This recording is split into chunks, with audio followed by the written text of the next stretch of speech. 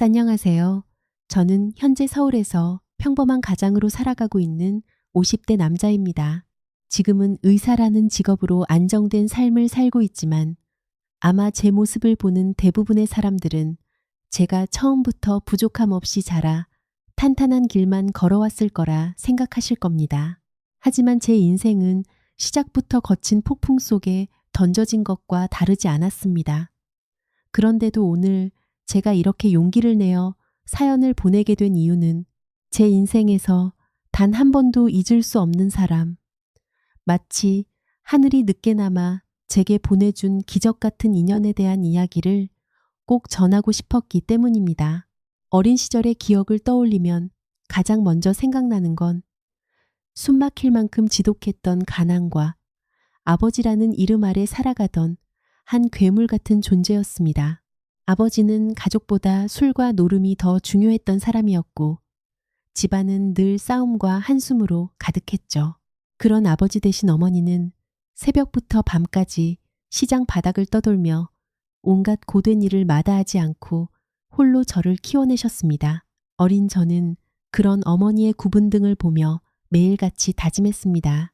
반드시 성공해서 다시는 어머니를 울리지 않겠다고요. 하지만 비극은 늘 한꺼번에 밀려오는 법이었는지 제가 중학생이 되던 해 어머니는 청천벽력 같은 암 선고를 받게 되셨습니다.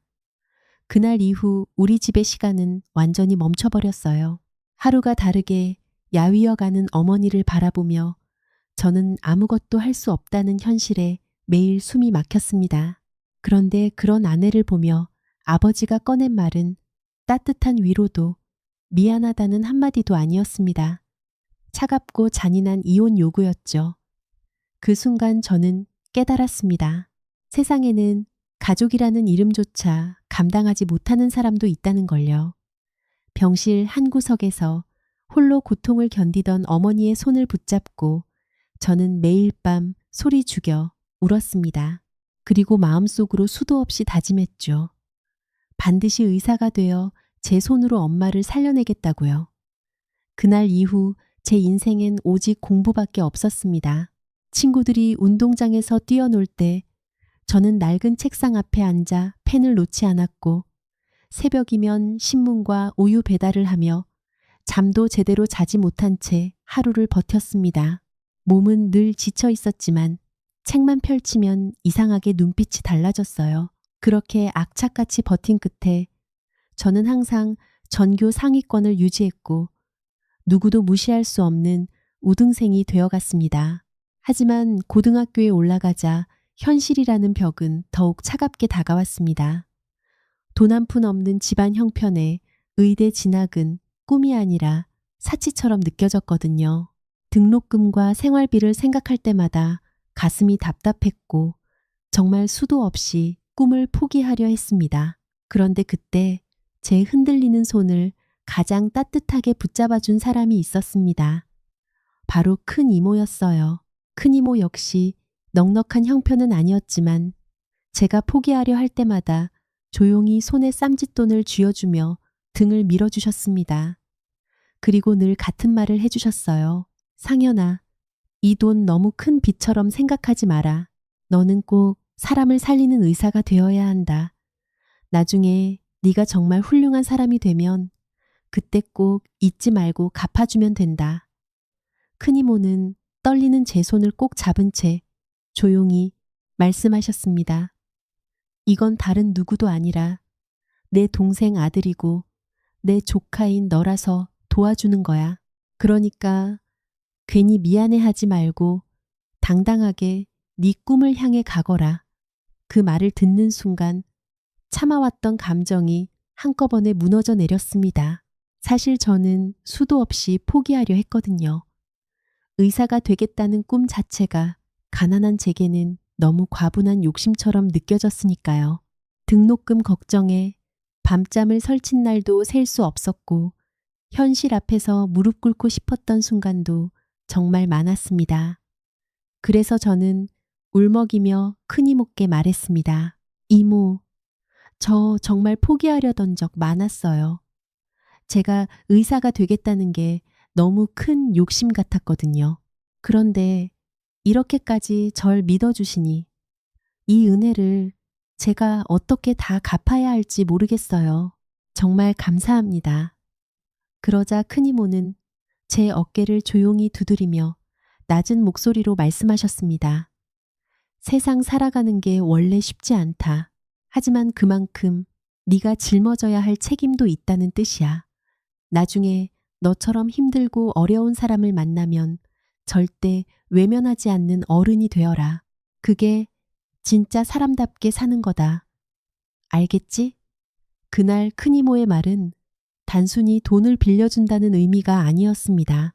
세상은 절대 만만하지 않다는 것, 그리고 오늘 내가 받은 도움을 언젠가 누군가에게 반드시 책임있게 돌려줄 줄 아는 사람이 되어야 한다는 걸 가르쳐 주신 거였죠. 제겐 그 말이 인생 전체를 뒤흔드는 가르침처럼 남았습니다. 절벽 끝에 매달려 있던 저를 다시 일으켜 세운 마지막 희망이자 쓰러질 때마다 다시 앞으로 걸어가게 만든 가장 강한 원동력이 되어 주었으니까요. 그날 이후 저는 더 이상 물러설 수 없었습니다. 하루 4시간 이상 자는 날조차 사치처럼 느껴질 정도로 악착같이 버텼고 제 모든 청춘을 공부에 쏟아부었습니다. 전 정말 미친 사람처럼 공부에 매달렸습니다.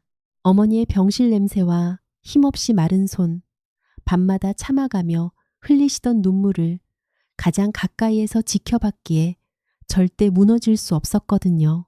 저는 의학 서적을 붙잡고 살다시피 했고 단 하루도 편하게 쉰 적이 없었습니다. 그리고 마침내 의대 합격 통지서를 받아들던 날, 저희 가족은 서로를 끌어안은 채 한참을 울었습니다. 그 순간은 단순히 좋은 대학에 붙은 기쁨이 아니었어요. 평생 가난에 짓눌려 살아온 저희 가족에게 처음으로 찾아온 희망이었고 어둠 속에서 겨우 발견한 한 줄기 빛 같은 순간이었습니다. 하지만 현실은 여전히 냉혹했습니다. 의대 합격보다 더 무서운 건 당장 등록금을 마련할 방법조차 없다는 사실이었죠. 꿈은 눈앞에 있었지만 손을 뻗을 수 없는 거리처럼 느껴졌습니다. 결국 또다시 포기라는 단어가 제 머릿속을 짓누르기 시작했어요. 그런데 바로 그 절망의 순간 큰 이모께서 조용히 제 손에 두툼한 돈뭉치를 쥐어주셨습니다. 평생 남의 집 일을 하며 허리 휘도록 모으신 돈이었습니다. 그 돈은 단순한 등록금이 아니었어요. 제 인생을 가로막고 있던 가장 높은 벽을 무너뜨리는 기적의 열쇠였습니다. 어머니는 떨리는 목소리로 우리 아들이 의사가 되는 모습만은 꼭 건강하게 보고 싶다고 말씀하셨고 저는 그 말을 들으며 이를 악물었습니다. 그리고 정말 기적처럼 오랫동안 어머니를 괴롭히던 병세도 조금씩 호전되기 시작했어요. 제가 의대 공부에 모든 걸 쏟아붓던 시기와 맞물려 어머니의 건강은 눈에 띄게 좋아졌고 저는 그제야 가슴 깊이 눌려있던 죄책감과 두려움을 조금 내려놓을 수 있었습니다. 하지만 의대에 들어갔다고 끝난 건 아니었습니다. 진짜 지옥은 그때부터 시작이었죠. 산더미처럼 쌓인 전공 서적, 끝없이 이어지는 실습과 시험, 사람을 한계까지 몰아붙이는 경쟁 속에서 저는 하루하루를 버텨야 했습니다. 그렇게 6년의 의대 생활을 겨우 견뎌냈고 졸업 후에도 인턴과 레지던트라는 더 잔인한 시간이 기다리고 있었어요. 며칠 밤을 꼬박 새우며 응급실을 지켰고 컵라면 하나로 끼니를 때우는 날도 셀 수 없이 많았습니다. 그래도 저는 단 한 번도 포기할 수 없었습니다. 제 뒤에는 평생을 희생하며 버텨온 어머니와 자신의 인생까지 아껴 저를 일으켜 세워준 큰 이모가 있었으니까요. 전 단 한 번도 포기하고 싶다는 생각을 하지 않았습니다. 병마와 싸우면서도 끝까지 저를 믿어준 어머니, 그리고 캄캄한 제 인생에 한 줄기 등불이 되어주신 큰 이모의 기대를 절대 저버릴 수 없었기 때문입니다. 그렇게 긴 인고의 시간을 견뎌낸 끝에 저는 마침내 전문의 자격증을 손에 넣었고 드디어 의사라는 이름으로 사회에 첫 발을 내딛게 되었습니다. 하지만 그 순간에도 제 머릿속에 가장 먼저 떠오른 사람은 따로 있었어요. 저는 병원 첫 월급을 받자마자 아르바이트와 생활 속에서 틈틈이 모아두었던 돈까지 모두 챙겨 가장 먼저 큰 이모를 찾아갔습니다. 초라했던 어린 시절의 제가 아니라 하얀 가운을 입은 의사가 되어 이모 앞에 섰을 때 큰 이모는 저를 보자마자 아무 말 없이 와라 끌어안으셨습니다. 그리고 떨리는 목소리로 말씀하셨죠. 상현아, 난 네가 결국 해낼 줄 알았어. 넌 분명 사람을 살리는 훌륭한 의사가 될 거라고 믿었다. 정말 고생 많았다. 그 말을 듣는 순간 저는 더 이상 참을 수가 없었습니다.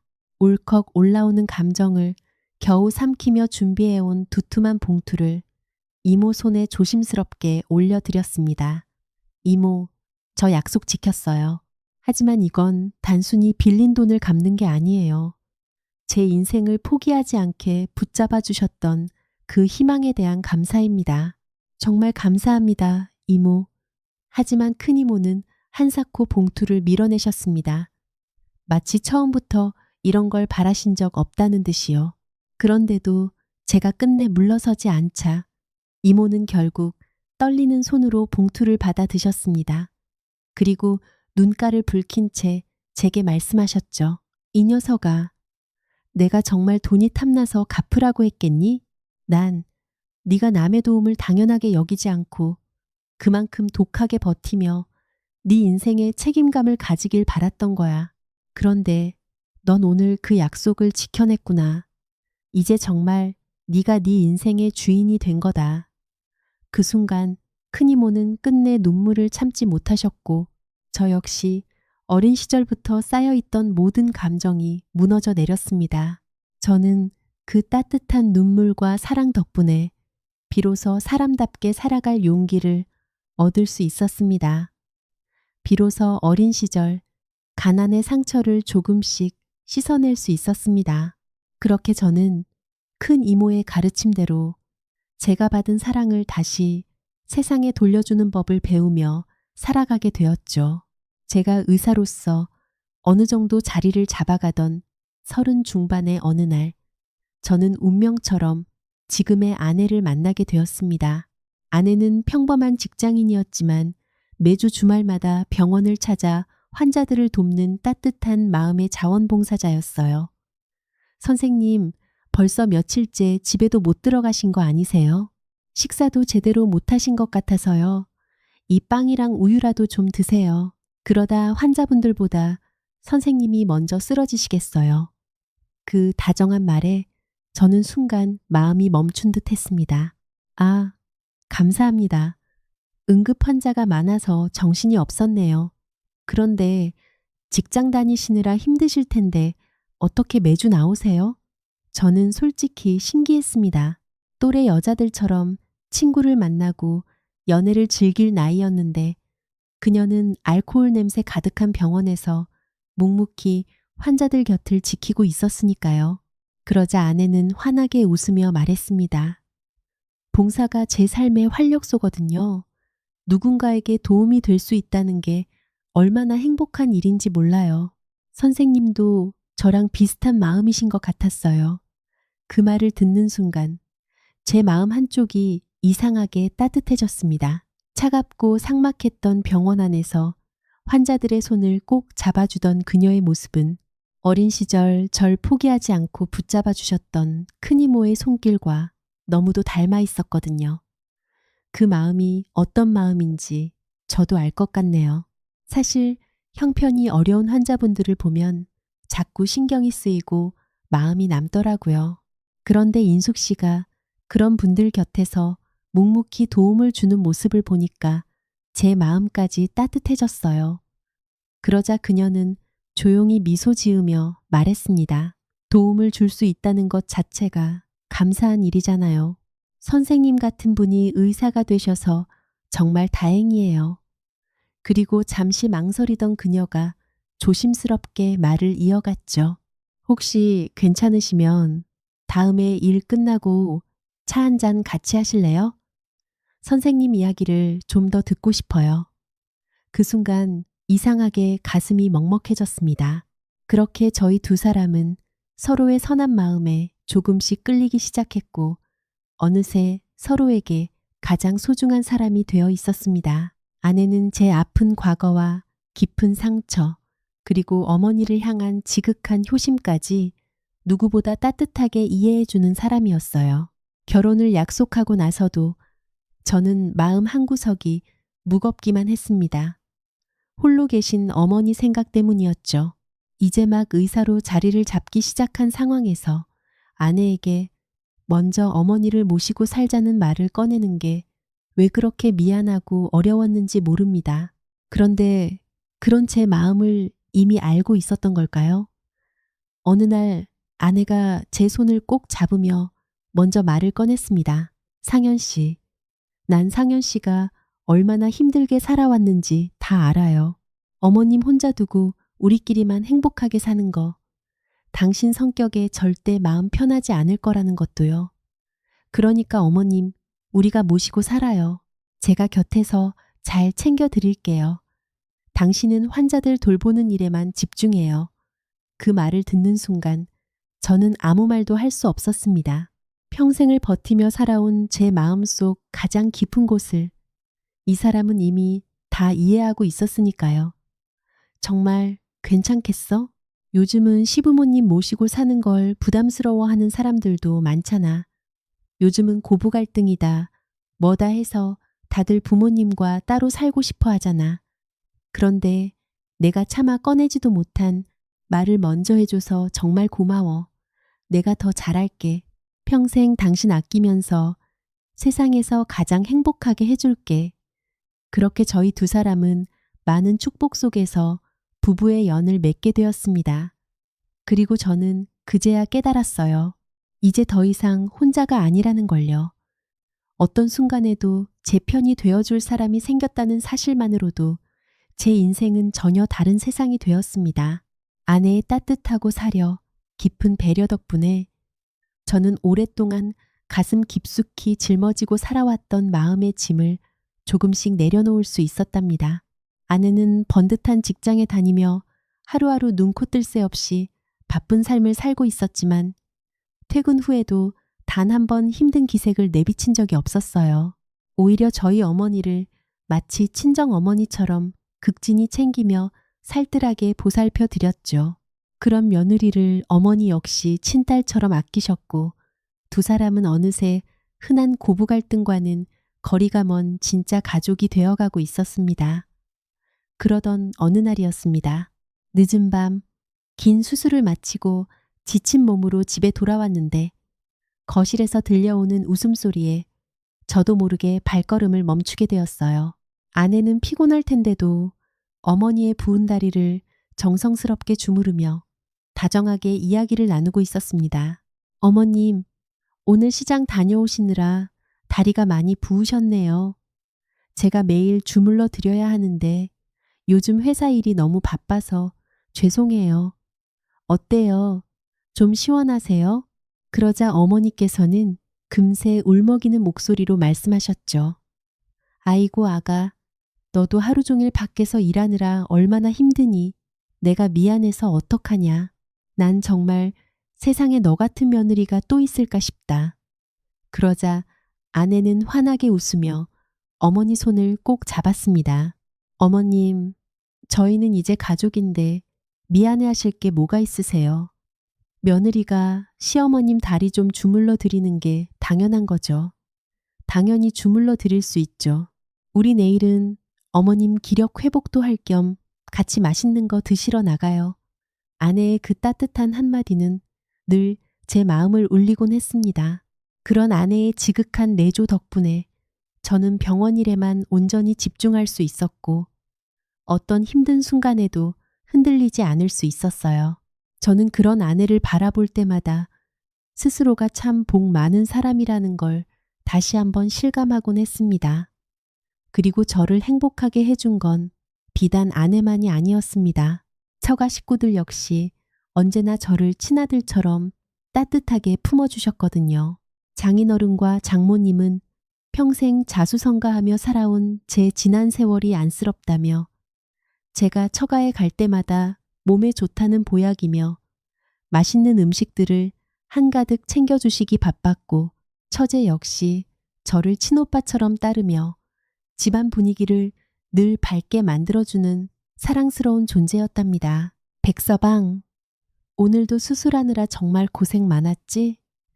자넨 우리 집 보물 같은 사람이야. 혹시 인숙이가 서운하게 하면 언제든 나한테 말하게. 내가 아주 따끔하게 혼내줄 테니까. 장모님의 농담 섞인 말에 저는 웃으며 대답했죠. 아유, 장모님, 그런 말씀 마세요. 아내가 저한테 얼마나 잘하는데요. 전 아마 세상에서 가장 행복한 남편이자 사위일 겁니다. 사실 주변 사람들도 아내의 내조를 보면 혀를 내두를 정도였습니다. 제가 큰 수술을 앞두고 예민해져 있을 때면 아내는 말없이 제 서재 앞에 따뜻한 대추차 한 잔을 놓아두고 조용히 문을 닫아주곤 했고 제가 잠든 새벽에도 아내의 손길은 멈추지 않았어요. 다음 날 제가 입고 나갈 셔츠를 정성껏 다려두는 건 물론이고 병원에서 조금이라도 편하게 지낼 수 있길 바라는 마음으로 제 신발 상태까지 꼼꼼히 살펴주는 사람이었으니까요. 그런 아내와 처가 식구들 사이에서 저는 태어나 처음으로 진짜 가족이라는 따뜻함을 느끼며 살아가고 있었습니다. 처제는 그런 언니의 지극한 내조 이야기를 듣다가 저를 향해 장난스러운 웃음을 지으며 말하곤 했습니다. 두 사람 진짜 깨가 쏟아진다니까요. 형부, 언니가 형부 자랑을 얼마나 하는지 아세요? 세상에 형부 같은 사람 없다면서 맨날 입이 마르도록 칭찬해요. 저보고도 꼭 형부 같은 사람 만나 결혼하라고 얼마나 이야기하는지 이제 귀에서 피날 지경이라니까요. 그 말을 듣는 순간 괜히 민망해 웃음이 나왔지만 한편으론 가슴 한쪽이 먹먹해졌습니다. 지독하게 외롭고 차가웠던 어린 시절을 보상이라도 받는 것처럼 저는 아내와 처가 식구들이 만들어준 이 따뜻한 울타리 안에서 비로소 진짜 가족의 정이라는 걸 느끼며 살아가고 있었으니까요. 그렇게 사랑과 평온함 속에서 시간이 흐르던 어느 날 저희 부부에게도 세상 무엇과도 바꿀 수 없는 소중한 아이가 찾아와 주었습니다. 든든한 첫째 아들과 애교 많고 사랑스러운 둘째 딸 덕분에 저희 집은 매일 웃음꽃이 끊이지 않았죠. 저는 밤늦게 수술을 마치고 지친 몸으로 집에 돌아와도 현관문을 열자마자 아빠! 하고 달려오는 아이들을 보는 순간 지난 세월의 상처와 고통이 모두 씻겨 내려가는 것 같은 평온함을 느끼곤 했습니다. 그렇게 화목한 가정 속에서 자라나는 두 아이는 제 인생 그 자체였고 존재만으로도 기적 같은 선물이었습니다. 특히 첫째 아들은 어릴 때부터 또래 아이들과는 어딘가 달랐어요. 다른 아이들이 최신 로봇 장난감이나 게임기에 정신이 팔려 있을 때도 아들은 조용히 스케치북 한 권을 품에 안은 채 문구점 진열대 앞에 서서 색색의 물감들을 한참 동안 바라보곤 했습니다. 아빠, 저 로봇 장난감은 안 사주셔도 돼요. 대신 스케치북 한 권이랑 물감만 사주시면 안 돼요? 저는 그림 그리는 게 훨씬 재밌어요. 어린 아들의 말에 저는 순간 웃음을 터뜨렸습니다. 또래 남자아이들과는 너무도 다른 모습이 신기하면서도 괜히 마음 한편이 뭉클해졌거든요. 우리 현준이는 장난감보다 그림이 더 좋은가 보네. 그래, 아빠가 세상에서 제일 좋은 물감으로 사줄게. 우리 아들, 그리고 싶은 거 마음껏 그려봐. 그날 이후 아들은 정말 물 만난 아이처럼 그림에 빠져들었습니다. 미술에 타고난 재능이 있었던 건지 초등학교 시절 내내 각종 그림 대회에 나가기만 하면 금상을 휩쓸어 왔고 어느새 거실 벽 한쪽은 아들이 받아온 상장들로 가득 채워졌죠. 그런데 더 놀라운 건 아이의 마음가짐이었습니다. 보통 아이들이라면 상을 받으면 으스대기 마련인데 우리 현준이는 늘 수줍게 웃으며 말하곤 했어요. 할머니랑 엄마가 제 그림 좋아해 주셔서 받은 상이에요. 그렇게 모든 공을 가족에게 돌리는 아이를 볼 때마다 저는 참 고맙고 또 미안했습니다. 아들은 재능뿐 아니라 마음씨까지 아내를 꼭 닮아 비단결처럼 따뜻한 아이였거든요. 초등학교 저학년 때부터 아내가 몸살로 알아누워 있으면 조그마한 손으로 몰래 설거지를 해두고 집안일도 도우려 애쓰던 아이였습니다. 그리고 5학년이 되던 어느 날 앞치마까지 두른 채 주방으로 들어와 아내 곁에 서더군요. 엄마, 저 밥하는 거 좀 알려주세요. 이제 제가 설거지도 하고 집안일도 도와드릴게요. 할머니도 연세 있으셔서 힘드시잖아요. 저도 이제 남자니까 아빠처럼 우리 가족 지키는데 힘보태고 싶어요. 그 말을 들은 아내는 결국 눈시울을 붉히며 아들을 꼭 끌어안았습니다. 아유, 우리 아들. 엄마 생각해서 이렇게 주방까지 들어오고 넌 정말 하늘이 엄마한테 보내준 천사 같다. 그러자 옆에서 듣고 있던 둘째 딸이 폴짝 뛰며 외쳤죠. 오빠, 나도 같이 할래. 그 순간 거실 가득 퍼지던 웃음소리를 저는 아직도 잊지 못합니다. 나도 설거지 도와줄 거야. 엄마, 저도 밥하는 거 알려주세요. 둘째 딸까지 앞치마를 질질 끌며 주방으로 뛰어들어오던 그날의 풍경은 아직도 제 마음속에 선명하게 남아 있습니다. 아들은 또래 아이들처럼 밖에서 뛰어노는 것보다 가족의 웃음과 평화를 지키는 데서 더 큰 행복을 느끼는 아이였고, 그런 오빠를 보며 자란 딸 역시 자연스럽게 그 모습을 따라하기 시작했죠. 오빠가 엄마를 도와 설거지를 하면 딸아이는 작은 손으로 거실 바닥을 닦으며 자신도 가족을 돕겠다며 나섰고, 저는 그런 아이들을 바라볼 때마다 세상을 다 가진 사람처럼 가슴이 벅차오르곤 했습니다. 중학교에 진학한 뒤에도 아들의 성실함은 조금도 변하지 않았습니다. 그림에 푹 빠져 있다 보면 공부를 소홀히 할 법도 한데 아이는 놀라울 정도로 자기 관리를 철저히 했어요. 직접 시간표를 짜고 공부와 미술을 병행하면서도 전교 1, 2등 자리를 단 한 번도 놓치지 않았죠. 저는 그런 아들을 보며 단순한 자랑스러움을 넘어 어느 순간 존경심마저 느끼고 있었습니다. 현준아, 너 너무 무리하는 거 아니야? 공부하랴, 그림 그리랴. 아빠는 네가 가끔은 밖에 나가서 축구도 하고 좀 신나게 놀았으면 좋겠는데. 그러자 아들은 환하게 웃으며 대답했습니다. 에이, 아빠, 저 축구보다 그림 그리는 게 훨씬 재밌는 거 아시잖아요. 그리고 공부도 열심히 해야 나중에 아빠처럼 멋진 의사가 될 수 있죠. 지금부터 기초를 튼튼하게 만들어 놔야 해요. 그 당찬 말에 저는 웃음을 터뜨리며 아이 머리를 쓰다듬었습니다. 이거 봐라. 우리 아들 벌써부터 아빠 이길 생각하는 거야? 그러자 아들은 장난스럽게 웃더니 제품에 기대며 말했죠.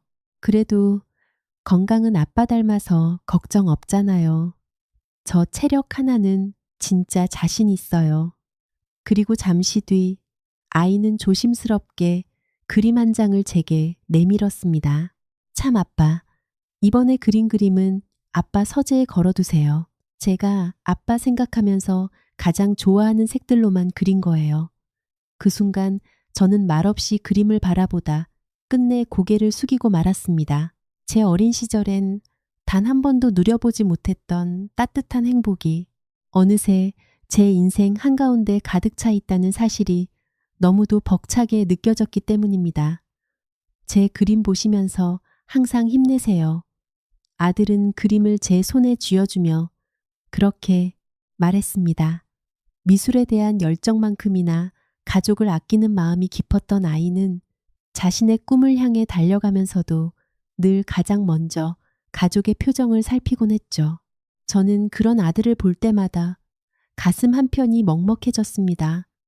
어떻게 저렇게 맑고 바르게 자랄 수 있었을까 싶을 정도였으니까요. 아들은 자신이 했던 말처럼 학업과 예술 어느 것 하나 놓치지 않았습니다. 새벽까지 그림을 그리다가도 아침이면 누구보다 먼저 책상 앞에 앉았고 치열한 경쟁 속에서도 늘 흔들림 없이 자신의 길을 걸어갔습니다. 결국 그 노력의 결실로 아들은 당당히 외고에 합격했고 그 순간 저는 제 인생에서 가장 큰 자부심을 느꼈습니다. 가난과 상처뿐이던 제 인생 끝에서 이런 아이가 제 아들로 자라주었다는 사실이 믿기지 않을 만큼 벅찼죠. 고등학생이 된 뒤에도 아들의 성품은 전혀 변하지 않았습니다. 오히려 키가 훌쩍 커 어느새 저보다 듬직해진 아들은 늦은 밤 지친 몸으로 귀가하는 제 가방을 먼저 받아들며 말하곤 했습니다. 오늘 수술 많으셨죠? 정말 고생하셨어요. 그 한마디에 하루 종일 쌓였던 피로가 눈 녹듯 사라질 정도였어요. 그러던 어느 날이었습니다. 아들이 고등학교 1학년이 되고 생일을 며칠 앞둔 아주 평범한 아침이었죠. 저는 늘 그랬듯 출근 준비를 하고 있었고 단정하게 교복을 차려입은 현준이가 제 앞에 다가왔습니다. 그런데 아이 입에서 예상치 못한 말이 흘러나왔어요. 아버지, 학교 다녀오겠습니다. 순간 저는 넋을 잃은 듯 아이를 바라봤습니다. 아들은 조금 쑥스러운 듯 웃으며 다시 말을 이었죠. 저도 이제 고등학생인데 앞으로는 호칭 제대로 불러드리는 게 맞는 것 같아서요. 아직 좀 어색해도 이해해 주세요. 그 말을 듣는 순간 이상하게 가슴이 뭉클해졌습니다. 아, 아버지? 저는 괜히 웃으며 아이 어깨를 두드렸습니다. 우리 아들 정말 다 컸구나. 그래, 오늘 학교 끝나면 맛있는 거 먹자. 며칠 뒤면 생일인데 갖고 싶은 거 진짜 없어? 운동화라도 하나 좋은 걸로 사줄까? 하지만 아들은 고개를 저으며 웃었습니다. 에이, 전 아버지랑 어머니 사랑이면 충분해요. 용돈도 지금 받는 걸로 남을 정도인데요. 뭐 욕심낼 거 하나도 없어요. 그렇게 말한 아들은 환하게 웃으며 현관문을 나섰고 저는 멍하니 그 뒷모습을 바라봤습니다. 그리고 속으로 생각했죠. 저 녀석은 대체 누굴 닮아서 저렇게 속이 깊은 걸까? 그때까지만 해도 저는 몰랐습니다. 그 평범했던 아침 인사가 제 인생에서 가장 오래 붙잡고 싶었던 순간이 될 줄은요. 저리 기특한 걸까는 생각에 웃으며 기분 좋게 출근길에 올랐습니다. 병원에 도착해 연애, 때처럼 커피 한 잔을 마시려던 찰나 그날은 평소답지 않은 실수를 저지르고 말았어요. 손에서 미끄러진 커피컵이 바닥에 떨어지며 산산조각이 나버린 거였죠. 평소 그런 실수를 거의 하지 않는 저로선 당황스러웠고 깨진 파편을 치우는 내내 뭔가 가슴 한구석에 찝찝한 기분이 맴돌았습니다. 그러던 오후 5시경 정적을 깨고 아내에게서 전화가 걸려왔더라고요. 수화기 너머로 들려오는 아내의 목소린 제정신이 아니었어요. 여보, 여보, 큰일 났어. 우리 현준이가, 여보, 왜 그래? 무슨 일 있어? 현준이가 왜 좀 진정하고 말해봐. 알고 보니 저희 아들이 하쇳길에 뺑소니 사고를 당해 인근 병원 응급실로 실려가 장시간 수술을 받고 있다는 충격적인 이야기였어요. 전 미친 사람처럼 수술실로 달려갔지만 수술을 마친 의사의 표정은 어둡기만 했죠. 같은 의사였기에 그 침묵이 뭘 의미하는지 전 누구보다 잘 알고 있었어요. 하지만 인정하고 싶지가 않았습니다. 제 동료이기도 한 그 의사는 고개를 푹 숙인 채 차마 제 눈을 맞추지 못하더군요. 선생님, 저희 아들 어떻게 됐어요? 제발 좀 살려주세요. 제발 무슨 말씀이라도 해주시라고요. 제가 할 수 있는 게 없습니까? 저희도 최선을 다했지만 깨어날 가능성이 희박합니다. 충격이 너무 컸어요. 아무래도 마음의 준비를 하시는 게 좋을 것 같습니다. 뭐라고요? 안 돼. 우리 현준이가 왜? 선생님, 제발요. 제발 좀 살려주세요. 아내 역시 그 자리에서 통곡하다 정신을 잃고 실신해버렸고 제 세상은 그 순간 멈춰버린 듯 했습니다. 아침까지만 해도 처음으로 아버지라고 불러주던 듬직한 아들은 순식간에 수술대 위에 누워 있었고 결국 하루를 버티지 못한 채 저희 곁을 영원히 떠나고 말았어요.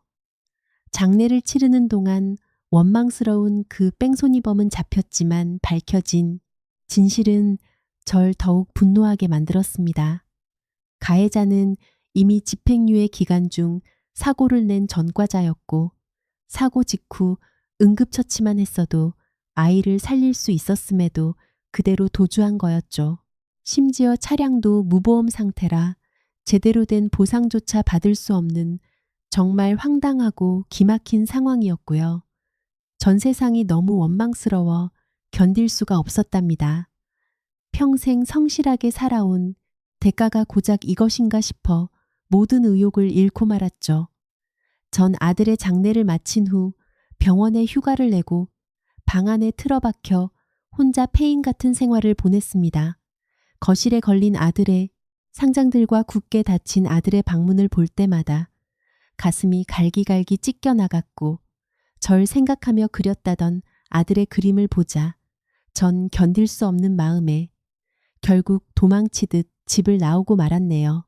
목적지도 없이 떠돌다 발길이 닿은 곳은 인적이 드문 곳이었습니다. 한적한 낚시터 근처에 작은 민박집이 있었답니다. 전 그곳에서 아무것도 하지 않은 채 멍하니 물만 바라보며 시간을 죽였어요. 낚싯대는 돈 주고 빌려 놓았지만 물고기를 잡을 생각 따윈 없었죠. 그저 세상과 단절된 채 스스로를 깊은 어둠 속에 가두고 싶었을 뿐이었네요. 그렇게 보름쯤 지났을까요?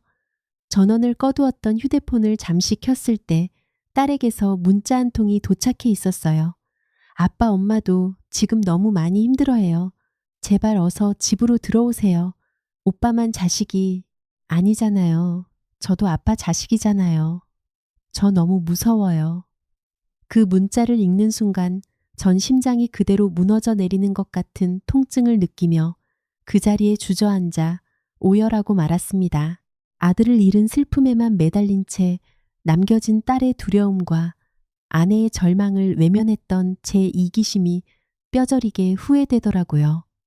전 엉망이 된 짐을 급하게 챙겨 곧장 집으로 향했습니다. 현관문을 열자마자 수척해진 아내와 눈이 마주쳤고 거실 한 구석에서 불안에 떨고 있던 딸아이가 울면서 제 품으로 달려와 안기는 거였어요. 그 순간 전 가족들을 꼭 끌어안은 채 결심했습니다. 가장으로서 어떻게든 다시 버텨야만 한다고 말이죠. 전 아내의 손을 꼭 잡고 딸의 머리를 쓰다듬으며 스스로에게 다짐하듯 말했습니다. 비극은 아직 끝나지 않았고 가슴에 난 구멍은 평생 메워지지 않겠지만 그래도 전 다시 흰 가운을 입어야만 한다고요. 아들을 지키지 못했다는 죄책감을 안고 살아가더라도 누군가의 생명만큼은 끝까지 지켜내야 한다고 말입니다. 소중한 가족을 살리는 것이야말로 떠나간 아들에게 부끄럽지 않은 아버지가 되는 길이라고 생각했거든요. 그렇게 아들을 떠나보낸 뒤 저희 가족의 시간은 멈춘 듯 하면서도 참 잔인할 만큼 무심하게 흘러갔습니다. 저와 아내 그리고 딸은 각자의 방식으로 가슴속 깊게 뚫린 그 구멍을 메워가며 살아냈어요. 전 다시 흰 가운을 입었습니다. 환자 한 명 한 명을 마주할 때마다 하늘에 있는 아들에게 부끄럽지 않은 의사가 되겠노라.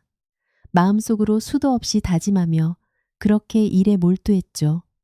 아내는 딸아이를 챙기며 매일 밤 눈물로 지새우던 날들을 조금씩 줄여나갔고 딸 역시 오빠 목까지 저희에게 웃음을 주려 애쓰며 어느새 훌쩍 자라 있었습니다.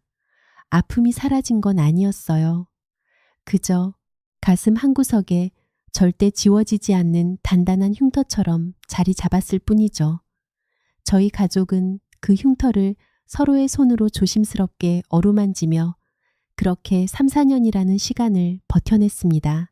그러던 어느 날 지방에 살던 오랜 동창이 지병으로 세상을 떠났다는 갑작스러운 부고 소식이 들려왔어요.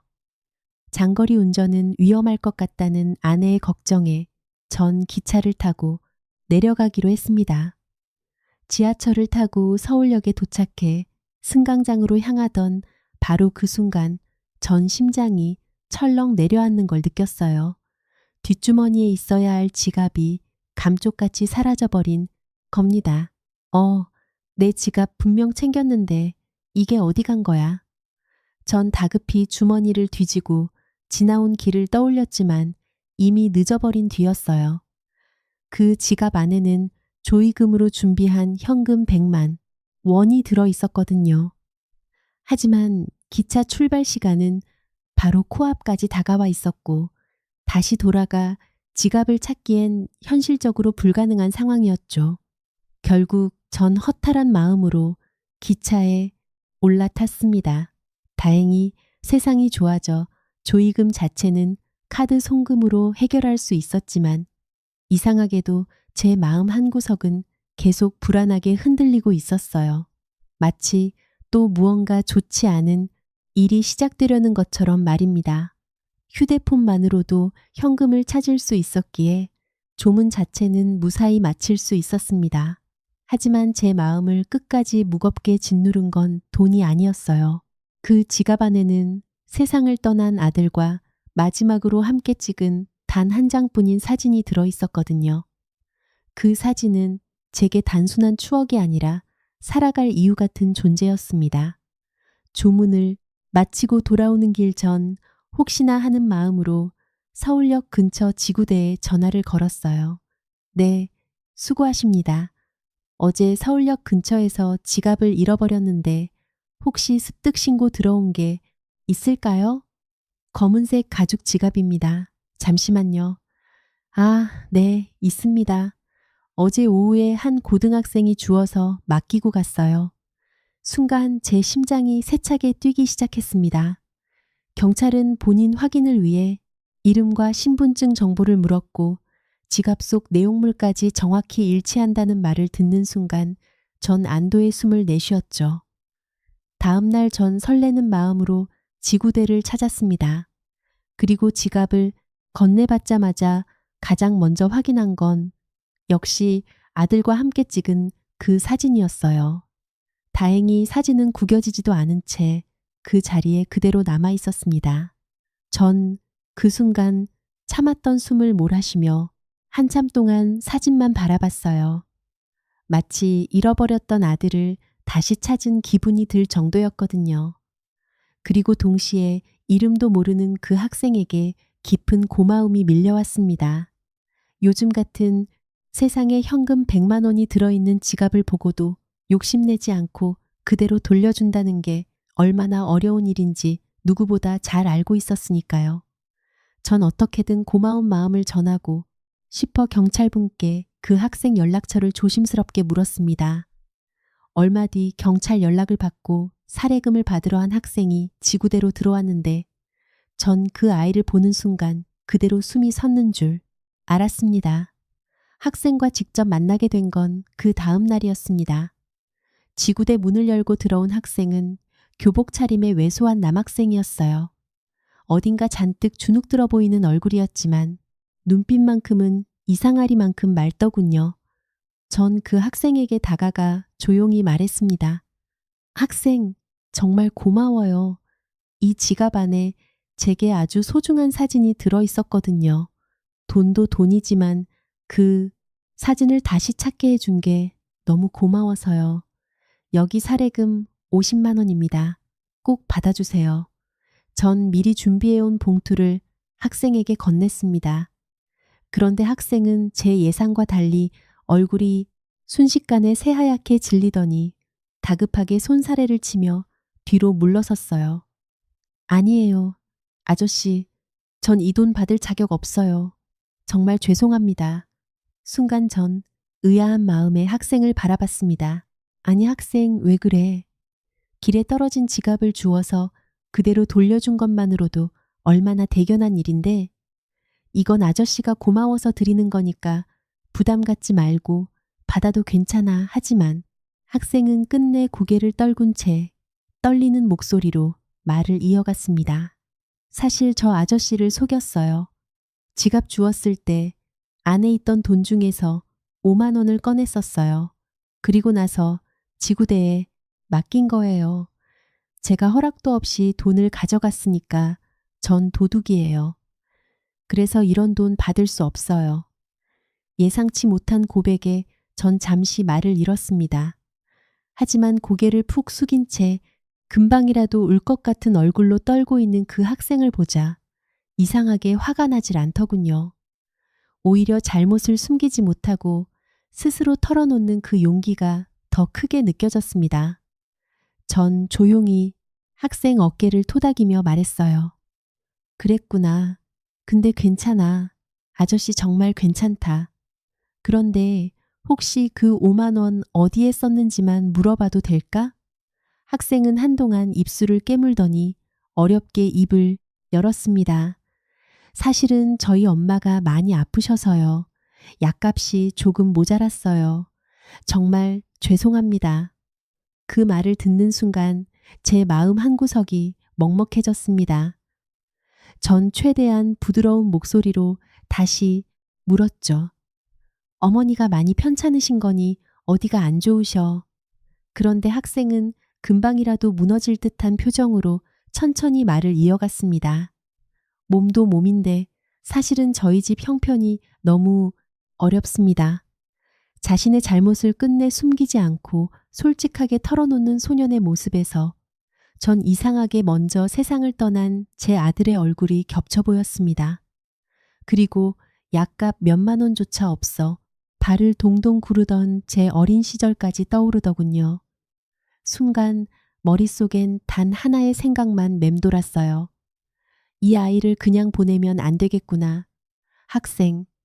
사실 아저씨가 의사거든. 혹시 내가 도와줄 수 있는 게 있을까 해서 그런데 지금 누구랑 같이 살고 있니? 학생은 잠시 망설이다. 작은 목소리로 대답했습니다. 지금은 외할머니랑 엄마랑 셋이 살고 있어요. 전 잠시 숨을 고른 뒤 조심스럽게 말을 이었습니다. 그럼 아저씨가 잠깐 집에 같이 가봐도 될까? 너무 부담 갖지는 말고 그냥 어머니 상태도 좀 보고 싶어서 그래. 아저씨 나쁜 사람 아니니까 걱정하지 마.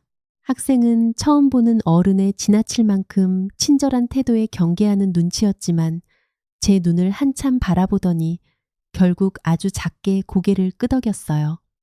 전 그 아이를 따라 천천히 걸었습니다. 이상하게도 누군가를 꼭 도와야만 할 것 같은 강한 마음이 가슴 깊은 곳에서 계속 밀려왔거든요. 어쩌면 하늘에 있는 제 아들이 제게 보내준 인연일지도 모른다는 생각까지 들었습니다. 그렇게 도착한 곳은 오래된 빨간 벽돌 빌라에 반지하였습니다. 계단 아래로 내려갈수록 눅눅한 곰팡이 냄새와 차가운 공기가 피부에 스며들었어요. 학생이 조심스럽게 문을 두드리자 안에서 마른 기침 소리와 함께 작은 문이 열렸습니다. 수척한 얼굴의 할머니 한 분이 저를 바라보며 황급히 허리를 숙이시더군요. 전 빈손으로 오는 게 마음에 걸려 근처 마트에서 사온 과일과 생필품 봉투를 양손 가득 들고 안으로 들어섰습니다. 아이고 어서 오세요. 의사 선생님 그냥 오셔도 되는데 이런 귀한 걸 다 뭘 또 사오셨어요. 저희 손자한테 이야기 다 들었습니다. 그 아이가 남의 지갑에 손을 댔다면서요. 다 제 딸이 애를 제대로 못 가르쳐서 그런 겁니다. 정말 죄송합니다. 할머니는 연신 고개를 숙이며 떨리는 목소리로 사과하셨습니다. 하지만 전 급히 손사래를 치며 말했어요. 아닙니다, 할머니. 전 사과받으러 온 게 아닙니다. 오히려 덕분에 제게 정말 소중한 걸 되찾을 수 있었어요. 그래서 오늘은 다른 이유로 찾아온 겁니다. 마음 편히 계세요. 바로 그때였습니다. 갑자기 안방문이 거칠게 열리더니 한 여성이 뛰쳐나와 그대로 제 머리채를 붙잡고 악을 쓰기 시작했어요. 초점 잃은 눈동자는 이미 제정신이 아니었습니다. 너 누구야? 우리 남편 죽게 만든 놈이 너지. 너 맞지? 이 나쁜 새끼야. 학생은 얼굴이 새하얗게 질린 채 다급히 달려들었습니다. 엄마, 왜 그래요? 제발 그러지 마세요. 이분 의사 선생님이시라고요. 할머니와 학생이 필사적으로 여성을 붙잡아 떼어내려 했지만 그녀는 온몸을 발버둥치며 더 크게 울부짖었어요. 아니야. 이 사람도 우리 남편 죽게 만든 사람이야 맞지. 네가 그놈이지. 학생은 연신 죄송하다고 고개를 숙이며 저를 작은 방 안으로 급히 피신시켜 주었습니다. 저는 놀란 숨을 겨우 진정시키며 조용히 학생의 이야기를 듣게 되었어요. 그리고 곧 학생 어머니가 왜 저토록 무너져 버렸는지 알게 됐습니다. 모든 비극은 4년 전부터 시작됐다고 하더군요. 당시 학생의 부모님은 동네 사람들 사이에서도 유명할 정도로 금슬 좋은 부부였답니다. 아버지는 누구보다 성실했고 가족밖에 모르던 사람이었다고 했어요. 하지만 믿고 의지하던 가까운 지인에게 거액 사기를 당했고 결국 엄청난 빚까지 떠안게 되었다고 합니다. 그 충격과 절망을 견디지 못한 아버지는 끝내 가족을 남겨둔 채 스스로 생을 포기하고 말았죠. 세상 전부였던 남편을 하루아침에 잃은 어머니는 결국 그 충격을 이겨내지 못하고 깊은 마음의 병을 앓게 되었습니다. 치료 시기까지 놓쳐버린 탓에 상태는 점점 악화됐고 이미 세상을 떠난 남편이 아직 살아있는 것처럼 헛것을 보기 시작했다고 해요. 허공을 향해 혼잣말을 하거나 밤마다 남편 이름을 부르며 울부짖는 날도 많았답니다. 학생은 그런 어머니를 보며 매일 밤 혼자 울었다고 했어요. 그리고 지갑에 손을 댔던 바로 그날도 폭우가 쏟아지던 밤 어머니가 갑자기 아버지를 찾으러 가야 한다며 맨발로 집 밖으로 뛰쳐나갔다고 하더군요. 다음 날 학생 어머니는 지독한 몸살 감기에 걸려 하루 종일 신음하고 있었다고 했습니다. 당장 약 한 번 지어올 돈조차 없었던 학생은 정신없이 길거리를 헤매다가 우연히 떨어진 제 지갑을 발견하게 된 거였어요. 그리고 오직 엄마를 살려야 한다는 생각 하나로 눈을 질끈 감고 지갑 속에서 딱 5만 원만 꺼내 사용했다고 하더군요. 학생은 끝내 참지 못하고 눈물을 떨구며 제게 고개를 숙였습니다. 선생님, 정말 죄송합니다. 엄마가 너무 아픈데 약 사드릴 돈이 없었어요. 그래서 순간 제가 나쁜 마음을 먹었습니다. 정말 죽을 죄를 지었어요. 절박한 고백을 듣는 순간 전 마치 오래전 제 어린 시절을 다시 보는 듯 했습니다. 하루아침에 아버지를 잃고 가난 속에서 허덕이며 살아가야 했던 제 과거와 눈앞의 소년 모습이 너무도 닮아 있었거든요. 그리고 문득 사고로 먼저 떠난 제 아들이 살아 있었다면 아마 저 학생처럼 이제 막 고등학교 1학년이 되었겠구나 하는 생각이 스쳐 지나갔습니다. 사실 냉정하게 생각해보면 아무 연고도 없는 남을 위해 여기까지 관심을 갖고 도와주려 한다는 건 결코 쉬운 일이 아닙니다. 누군가는 저를 보며 지나친 오지랖이라고 비웃을 수도 있었겠죠. 또 누군가는 자기 가족도 아닌데 왜 저렇게까지 하느냐고 이해하지 못했을지도 모릅니다. 하지만 제겐 그럴 수밖에 없는 이유가 있었어요. 어린 시절 절벽 끝에 서 있던 저를 붙잡아 주었던 큰 이모의 따뜻한 사랑이 없었다면 지금의 저 역시 존재하지 못했을 테니까요. 도움을 받았다면 언젠가 반드시 누군가에게 책임감 있게 되돌려주며 살아야 한다고 말씀하시던 큰 이모의 가르침은 제 인생을 지탱해준 나침반 같은 존재였습니다. 그리고 무엇보다도 그 학생의 눈빛 속엔 절망 속에서도 끝까지 무너지지 않으려 버티는 간절함이 담겨 있었어요. 그 모습을 보는 순간 전 뺑소니 사고로 제 곁을 너무 빨리 떠나버린 아들이 떠올랐습니다. 만약 그날 사고 현장에서 누군가 단 한 사람만이라도 제 아들을 끝까지 외면하지 않고 손을 내밀어 주었다면 어쩌면 결과가 달라졌을지도 모른다는 생각이 가슴 깊은 곳에서 다시 아프게 밀려왔거든요. 제 아들에게 누군가 단 한 사람만이라도 작은 관심을 가져주었더라면, 누군가 단 한 번만이라도 그 오지랖을 부려주었더라면, 어쩌면 제 아들은 지금도 제 곁에서 웃고 있었을지 모른다는 생각이 아직도 절 괴롭히고 있었거든요. 그래서 더더욱 전 눈앞의 학생과 그 가족을 차마 외면할 수가 없었습니다. 그런데 이 집의 어려움은 어머니 한 사람만의 문제가 아니었어요. 함께 살고 계신 외할머니 역시 몸 상태가 매우 위태로우셨거든요. 연세도 많으신 데다 기력은 이미 바닥까지 떨어져 있었고, 무엇보다 심장병이 너무 깊어 당장 손을 쓰지 않으면 위험할 정도의 상태였습니다. 전 더 이상 시간을 지체할 수 없다고 판단했고, 곧바로 외할머니 정밀검사와 병원 입원 절차를 직접 도와드리기 시작했어요. 검사 결과는 예상보다도 심각했습니다. 결국 긴급 수술이 필요하다는 진단이 내려졌죠. 비록 제 전공 분야는 아니었지만 전 실력 있는 동료 의사를 찾아가 제 일처럼 고개 숙여 간절히 부탁했습니다. 다행히 제 부탁을 받아준 의료진 덕분에 외할머니는 무사히 수술을 마칠 수 있었고 힘겹게 고비를 넘기게 되었어요. 하지만 아직 끝난 게 아니었습니다. 진짜 어려운 문제는 학생 어머니의 마음속 상처였거든요. 전 시간이 날 때마다 직접 집을 찾아갔습니다. 처음엔 절 보기만 해도 소리를 지르고 문을 걸어 잠그던 그녀였지만 전 포기하지 않았어요. 학생에게 부탁해 받아온 예전 가족 사진들을 하나씩 조심스럽게 꺼내 그녀 앞에 펼쳐놓으며 진심을 담아 말을 건넸습니다. 동욱이, 어머니 그동안 얼마나 외롭고 힘드셨어요. 혼자 견디느라 얼마나 무서우셨겠습니까? 하지만 이제는 동욱이를 위해서라도 다시 살아내셔야 해요. 남편분이 가장 바라는 것도 결국 가족이 무너지지 않는 거였을 겁니다. 그러니까 이제 제발 혼자 아파하지 마세요. 제가 끝까지 곁에서 도와드릴게요.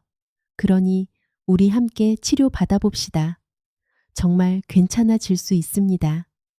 제 말을 듣던 어머니는 한참 동안 아무 말도 하지 못한 채 가족 사진만 바라보고 계셨어요. 그리고 끝내 떨리는 손으로 사진을 끌어안은 채 눈물을 쏟아내셨습니다. 마치 오랫동안 얼어붙어 있던 마음이 그 순간 처음 녹아내리는 것처럼 말이죠. 그렇게 제 끈질긴 설득 끝에 마침내 어머니는 정신과 치료를 받아보기로 결심하셨습니다. 전국장 신뢰하는 정신과 동료 의사에게 진료를 부탁드렸어요. 진료를 받게 된 그녀의 현재 상태는 제 생각보다 훨씬 더 심각하더라고요. 오랜 시간 방치된 탓에 장기 치료가 불가피했고 결국 그녀는 병원에 입원해 집중적인 치료를 받기로 결정이 되었어요. 그 사이 동욱이 학생은 학교에 다니면서도 틈틈이 아르바이트를 하며 홀로 생계를 책임지고 있었어요. 편의점이며 고깃집이며 어린 나이에 당하기 벅찬고된 일들을 묵묵히 해내며 그렇게 거친 손으로 삶을 버텨내고 있었죠. 그 뒷모습을 지켜보던 제 코끝이 찡해졌습니다. 넉넉지 못한 형편의 신문 가방을 메고 골목을 누비며 의사의 꿈을 키우던 저의 어린 시절이 자꾸만 겹쳐 보였기 때문이었죠. 전 아내와 깊은 고민을 나누고 긴상의 끝에 학생의 학업과 생활을 전폭적으로 지원하기로 했습니다. 아내 역시 죽은 현준이가 우리에게 형제를 보내준 것 같다며 제 뜻에 기꺼이 동참해 주더라고요. 전아들에게 미처 다 해주지 못한 것들을 이 친구에게만큼은 꼭 해주고 싶더라고요. 전 학생이 아르바이트 대신 공부에만 집중할 수 있도록 생활을 지원해주는 건물론 평소 가고 싶어 했던 학원까지 등록해주며 학업을 전폭적으로 밀어주기 시작했죠. 아내 또한 자기 일처럼 발벗고 나서 주었어요. 거동이 불편한 외할머니를 수시로 찾아가 집안일, 을 꺼들고 정성껏 준비한 밑반찬을 챙겨드렸죠. 할머니 오늘은 불고기 좀 볶아왔어요. 이건 나물 반찬이고요. 필요한 거 있으시면 언제든 저한테 전화하세요. 드시고 싶으신 거 있으시면 바로 말씀 주시고요. 의사 선생님 사모님이 은혜를 어찌다 갚아야 할지 모르겠습니다. 정말 감사합니다. 정말로요. 선생님 저 정말 열심히 공부해서 꼭 성공할게요. 성공해서 선생님과 사모님께 이 은혜 꼭 보답하겠습니다. 그렇게 눈물을 훔치며 내뱉은 그의 다짐은 수십 년 전제가 큰 이모에게 했던 약속과 놀랍도록 닮아 있었어요. 전말 없이 그의 어깨를 토닥여 주었죠. 학생, 과거의 가족들을 돕고 지원을 시작한 뒤 그로부터 3년이란 시간이 흘렀습니다. 그 3년의 시간 동안 학생은 단순히 제가 후원한 학생이 아니라 우리 집의 둘째 아들이자 딸의 진짜 오빠가 되어가고 있었어요. 처음 1년은 마음의 빗장을 여는 시간이 되어주었고 주말마다 아내 가정성껏 준비한 밑반찬과 과일을 들고 그날근 지하방을 찾아갈 때면 학생은 늘 대문 밖까지 나와 미안함과 고마움이 뒤석 인 얼굴로 저를 맞이해 주었답니다. 한 번은 비가 억수같이 쏟아지는 일요일이었어요. 그 친구가 감기 몸살로 알아누웠다는 소식에 새벽까지 달려갔더니 아이는 텅 빈 방에서 낡은 이불 하나에 의지한 채덜덜 떨고 있는 겁니다. 그때 아내가 그 친구를 끌어안고 미안하다. 우리가 더 일찍 왔어야 했는데라며 마치 자기 자식처럼 눈물을 흘리는 모습이 지금도 눈에 선하네요. 그날 이후로 그 친군절 선생님이 아닌 아저씨라고 부르기 시작했고 명절이면 당연하다는 듯 저희 집으로와 함께 전을 부치고 그렇게 떡국을 함께 먹게 되었어요. 방학이 되면 제 서재는 학생이 공부방이 되었고요. 또 모르는 걔 있으면 또 와주고 싶은 마음도 컸었거든요. 아들이 쓰던 책상에 앉아 밤늦게까지 학업에 매진한 학생의 뒷모습을 볼 때마다 전문득문득 가슴이 저리면서도 묘한 안도감을 느꼈답니다. 마치 저희야 들이다 피우지 못한 꿈이 이 아이를 통해 다시금 피어나고 있는 듯한 기분을 느꼈거든요. 그리고 가장 잊을 수 없는 순간은 학생이 저희 아들의 유품 인물감을 조심스럽게 꺼내 들었을 때였어요. 살아생, 전아들이 미술에 천부적인 재능이 있었다는 이야기를 들려주자 학생은 조심스럽게 묻더라고요. 아저씨 저도 형이물감으로 그림을 그려봐도 될까요? 라고 말입니다. 학생은 몇 달을 고심한 끝에 그림 한 점을 완성해 제게 내밀더라고요. 아저씨 제가 형이 빈 자리를 다 채울 수는 없겠지만 그래도 이 그림 안에서만큼은 아저씨 가족 모두가 함께 웃었으면 좋겠어요. 동우야 고맙다. 정말 고마워. 우리 현준. 이도희 선물을 보면 정말 기뻐할 거야. 학생이 그려준 우리 가족의 초상화 속에서 저희 아들은 그 어느 때보다 밝게 웃고 있더라고요. 그 그림을 서재 정중한 가장 잘 보이는 곳에 걸어두던 날 저와 아내는 한참을 서로의 어깨에 기댄 채소리 없이 울었네요. 그 친구는 그렇게 우리 가족에게 죽은 아들이 마지막으로 보내준 세상에서 가장 귀하고 찬란한 선물로 쓰며 들었답니다.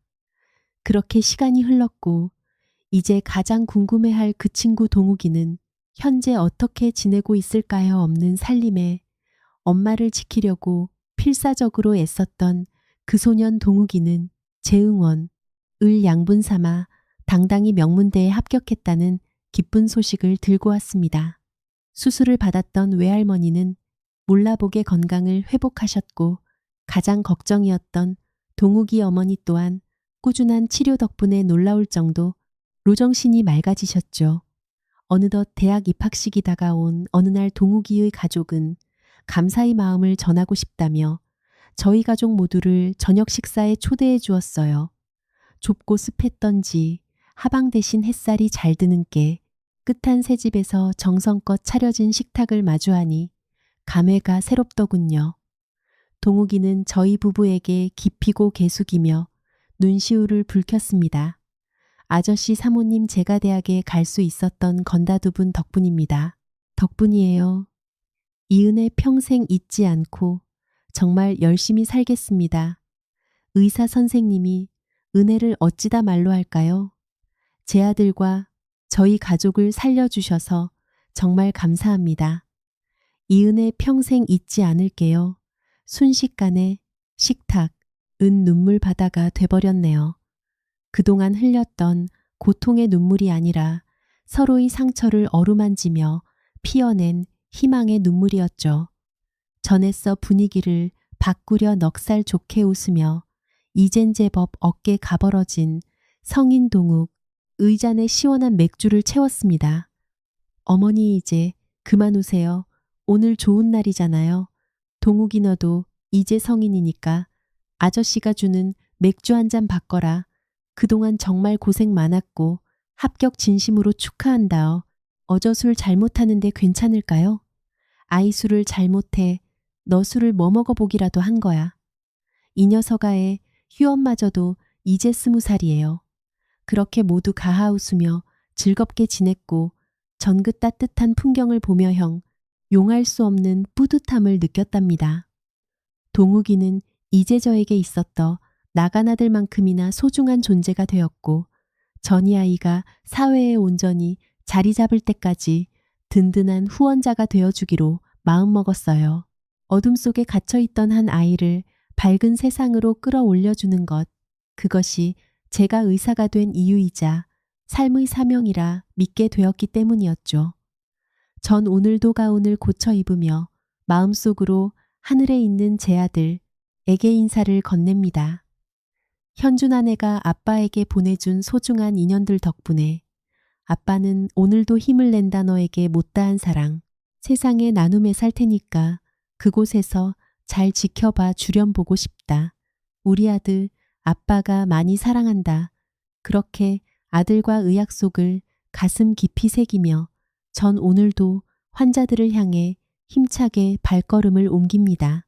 지독한가 난에 울던 어린 소년 이 자식을 가슴에 묻은 아버지가 되어 다시 일어서기까지 제 삶은 참으로 긴 시련의 연속이었네요. 하지만 그 어둠 속에서 절 다시 숨쉬게 한 건 거창 한 기적이 아니었습니다. 벼랑 끝에서 제 손을 잡아주었던 이모의 투박한 손길 아픔을 함께 견뎌준 아내의 눈물 그리고 인연처럼 찾아 온동욱의 용기 같은 사람의 온기였어요. 상처는 누구에게나 찾아오지 만타인에게 건네는 작은 로 한마디가 멈춰버린 인생을 다시 흐르게 하는 가장 큰 힘이 된다는 걸 저는 믿습니다. 이제 전아들에게 부끄럽지 않은 아버지가 되어 앞으로도 제가 받았던 희망을 세상에 나누며 살아가려 합니다. 혹시 지금 어두운 터널 속을 지나고 계신가요? 지독한 겨울 뒤에 반드시 봄이 오듯 여러분의 삶에도 눈부신 햇살이 비추는 날이 반드시 찾아올 겁니다. 그러니 부디 포기하지 말고 끝까지 함께 힘내주세요. 그럼 지금까지 하라의 이야기를 끝까지 들어주신 여러분께 진심으로 감사의 인사를 드립니다. 오늘도 소중한 사람들과 따뜻하고 평안한 하루 보내시길 간절히 바라며 이만 인사 드리겠습니다.